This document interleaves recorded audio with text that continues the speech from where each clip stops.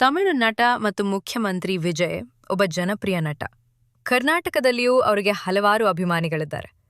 ಆದರೆ ಸಿನಿಮಾ ಈ ಹೀರೋ ವಿಜಯ್ ಇದೀಗ ಕರ್ನಾಟಕದಲ್ಲಿರುವ ಅವರ ಅಭಿಮಾನಿಗಳಿಗೆ ವಿಲನ್ ಆಗುವ ಸಾಧ್ಯತೆ ದಟ್ಟವಾಗಿದೆ.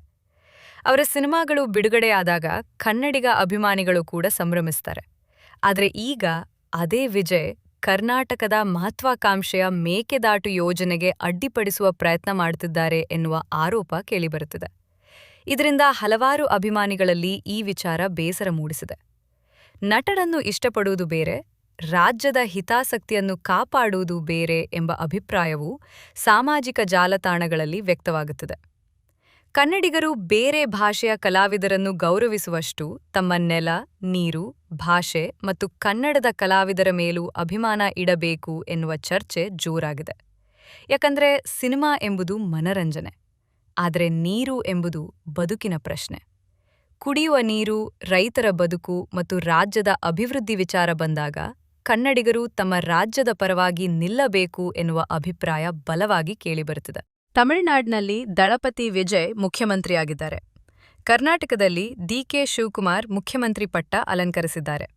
ಇಬ್ಬರೂ ಹೊಸದಾಗಿ ಅಧಿಕಾರದ ಚುಕ್ಕಾಣಿ ಹಿಡಿದಿರುವ ನಾಯಕರಾದರೂ ಈಗಾಗಲೇ ಇವರ ನಡುವೆ ಒಂದು ದೊಡ್ಡ ರಾಜಕೀಯ ಕದನಕ್ಕೆ ವೇದಿಕೆ ಸಿದ್ಧವಾಗುತ್ತಿರುವ ಲಕ್ಷಣಗಳು ಕಾಣಿಸುತ್ತಿವೆ. ಆ ಕದನದ ಕೇಂದ್ರಬಿಂದು ಮೇಕೆದಾಟು ಯೋಜನೆ ಮತ್ತು ಕಾವೇರಿ ನೀರಿನ ವಿವಾದ.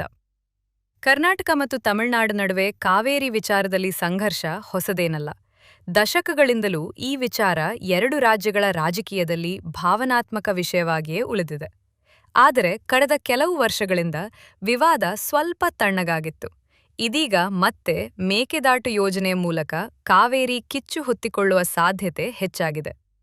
ಕರ್ನಾಟಕ ಕಾಂಗ್ರೆಸ್ ಪಕ್ಷ ಹಲವು ವರ್ಷಗಳಿಂದ ಮೇಕೆದಾಟು ಯೋಜನೆ ಜಾರಿಗೆ ತರುವುದಾಗಿ ಹೇಳಿಕೊಂಡು ಬಂದಿದೆ. ವಿಶೇಷವಾಗಿ ಡಿ.ಕೆ. ಶಿವಕುಮಾರ್ ಈ ಯೋಜನೆಯ ಪ್ರಮುಖ ಹೋರಾಟಗಾರರಲ್ಲಿ ಒಬ್ಬರು. ವಿಪಕ್ಷದಲ್ಲಿದ್ದಾಗ ನಮ್ಮ ನೀರು ನಮ್ಮ ಹಕ್ಕು ಎಂಬ ಘೋಷಣೆಯೊಂದಿಗೆ ಮೇಕೆದಾಟುವರೆಗೆ ಪಾದಯಾತ್ರೆ ನಡೆಸಿ ರಾಜ್ಯದ ಗಮನ ಸೆಳೆದಿದ್ದರು. ತಮೀಗ ಅದೇ ಡಿ.ಕೆ. ಶಿವಕುಮಾರ್ ಮುಖ್ಯಮಂತ್ರಿಯಾಗಿರೋದ್ರಿಂದ ಮೇಕೆದಾಟು ಯೋಜನೆ ಅವರಿಗೆ ಕೇವಲ ಒಂದು ಸರ್ಕಾರಿ ಯೋಜನೆಯಲ್ಲ, ಅದು ಅವರ ರಾಜಕೀಯ ಪ್ರತಿಷ್ಠೆಯ ಪ್ರಶ್ನೆಯೂ ಆಗಿದೆ. ಸುಮಾರು 9,000 ಕೋಟಿ ರೂಪಾಯಿ ವೆಚ್ಚದಲ್ಲಿ ನಿರ್ಮಾಣವಾಗಲಿರುವ ಈ ಯೋಜನೆಯ ಮೂಲಕ 67 ಟಿಎಂಸಿ ನೀರು ಸಂಗ್ರಹಿಸುವ ಗುರಿ ಇಡಲಾಗಿದೆ. ಬೆಂಗಳೂರು ನಗರ, ಬೆಂಗಳೂರು ಗ್ರಾಮಾಂತರ, ರಾಮನಗರ ಸೇರಿದಂತೆ ಸುತ್ತಮುತ್ತಲಿನ ಜಿಲ್ಲೆಗಳಿಗೆ ಕುಡಿಯುವ ನೀರು ಪೂರೈಸುವುದು ಪ್ರಮುಖ ಉದ್ದೇಶ. ಜೊತೆಗೆ 403 ಮೆಗಾವ್ಯಾಟ್ ಜಲವಿದ್ಯುತ್ ಉತ್ಪಾದನೆ ಮಾಡುವ ಗುರಿಯೂ ಇದೆ. ಆದರೆ ಈ ಯೋಜನೆಗೆ ತಮಿಳುನಾಡು ಆರಂಭದಿಂದಲೂ ವಿರೋಧ ವ್ಯಕ್ತಪಡಿಸುತ್ತಿದೆ. ಕರ್ನಾಟಕ ಮೇಕೆದಾಟು ಅಣೆಕಟ್ಟು ನಿರ್ಮಿಸಿದರೆ ತಮಿಳುನಾಡಿಗೆ ಹರಿದು ಬರುವ ಕಾವೇರಿ ನೀರಿನ ಪ್ರಮಾಣ ಕಡಿಮೆಯಾಗುತ್ತದೆ ಎಂಬುದು ಅವರ ವಾದ. ಕಾವೇರಿ ನ್ಯಾಯಾಧೀಕರಣ ಮತ್ತು ಸುಪ್ರೀಂ ಕೋರ್ಟ್ ಆದೇಶಗಳ ಉಲ್ಲಂಘನೆ ಆಗುತ್ತದೆ ಎಂದು ತಮಿಳುನಾಡು ಹಲವು ಬಾರಿ ಹೇಳಿಕೊಂಡಿದೆ. ಇನ್ನೊಂದೆಡೆ ಕರ್ನಾಟಕದ ವಾದ ಬೇರೆ. ಮಳೆಗಾಲದಲ್ಲಿ ವ್ಯರ್ಥವಾಗಿ ಸಮುದ್ರ ಸೇರುವ ಹೆಚ್ಚುವರಿ ನೀರನ್ನು ಮಾತ್ರ ಸಂಗ್ರಹಿಸಲಾಗುತ್ತದೆ. ತಮಿಳುನಾಡಿಗೆ ನ್ಯಾಯಯುತವಾಗಿ ಸಿಗಬೇಕಾದ ನೀರಿನ ಹಂಚಿಕೆಗೆ ಯಾವುದೇ ಧಕ್ಕೆಯಾಗುವುದಿಲ್ಲ ಎಂದು ರಾಜ್ಯ ಸರ್ಕಾರ ನಿರಂತರವಾಗಿ ಹೇಳುತ್ತಿದೆ. ಈಗಾಗಲೇ ಈ ವಿಚಾರ ನ್ಯಾಯಾಲಯದ ಅಂಗಳದಲ್ಲಿದೆ. ಆದರೆ ಇತ್ತೀಚೆಗೆ ನಡೆದ ಒಂದು ರಾಜಕೀಯ ಬೆಳವಣಿಗೆ ಹೊಸ ಚರ್ಚೆಗೆ ಕಾರಣವಾಗಿದೆ. ತಮಿಳುನಾಡು ಮುಖ್ಯಮಂತ್ರಿ ವಿಜಯ್ ದೆಹಲಿಯಲ್ಲಿ ಪ್ರಧಾನಿ ನರೇಂದ್ರ ಮೋದಿಯವರನ್ನು ಭೇಟಿ ಮಾಡಿ ಮೇಕೆದಾಟು ಯೋಜನೆಗೆ ಕೇಂದ್ರ ಸರ್ಕಾರ ಯಾವುದೇ ಕಾರಣಕ್ಕೂ ಅನುಮತಿ ನೀಡಬಾರದು ಎಂದು ಮನವಿ ಸಲ್ಲಿಸಿದ್ದಾರೆ ಎನ್ನುವ ಸುದ್ದಿ ರಾಜಕೀಯ ವಲಯದಲ್ಲಿ ದೊಡ್ಡ ಚರ್ಚೆಗೆ ಕಾರಣವಾಗಿದೆ. ಇಲ್ಲಿಂದಲೇ ಡಿ.ಕೆ. ಶಿವಕುಮಾರ್ ಮತ್ತು ವಿಜಯ್ ನಡುವಿನ ರಾಜಕೀಯ ಸಂಘರ್ಷ ಆರಂಭವಾಗುವ ಸಾಧ್ಯತೆ ಕಾಣುತ್ತಿದೆ.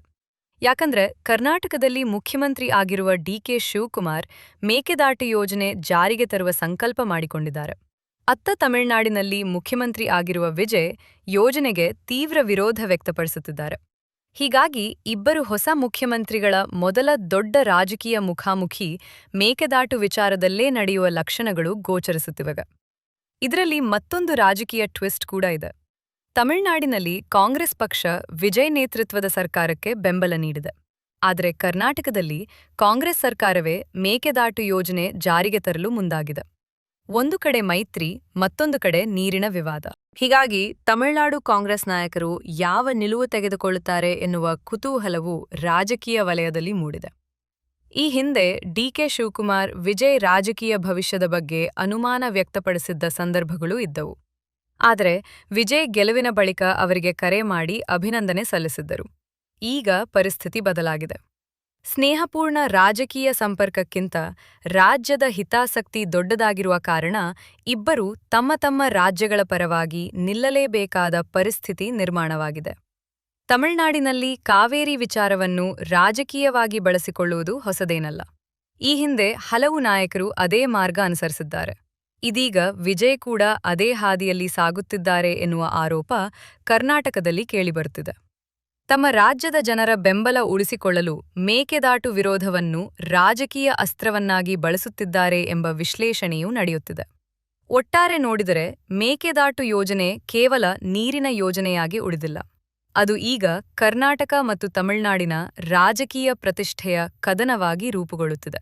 ಒಂದ್ ಕಡೆ ಡಿ.ಕೆ. ಶಿವಕುಮಾರ್ ಅವರ ಡ್ರೀಮ್ ಪ್ರಾಜೆಕ್ಟ್, ಇನ್ನೊಂದ್ ಕಡೆ ವಿಜಯ್ ಅವರ ತಮಿಳುನಾಡಿನ ರಾಜಕೀಯ ಬದ್ಧತೆ.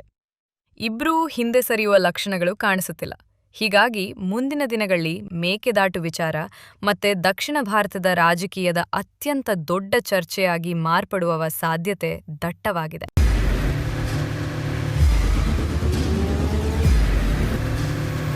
ಪ್ರಜಾಮಾರ್ಗ ನ್ಯೂಸ್, ಇದು ಜನಸಾಮಾನ್ಯರ ಧ್ವನಿ. ನಮಸ್ಕಾರ. ನೀವು ನೋಡ್ತಾ ಇದ್ದೀರಾ ಪ್ರಜಾಮಾರ್ಗ ನ್ಯೂಸ್. ರಾಷ್ಟ್ರದ ರಾಜ್ಯದ ರಾಜಕೀಯದ ಬಗ್ಗೆ ಹೆಚ್ಚಿನ ಸಿನಿಮಾ ಅಪ್ಡೇಟ್ಗಳಿಗಾಗಿ ಫಸ್ಟ್ ಲೈಕ್ ಮಾಡಿ, ಸಬ್ಸ್ಕ್ರೈಬ್ ಆಗಿ, ಹಾಗೆ ಫಾಲೋ ಕೂಡ ಮಾಡಬೇಕು.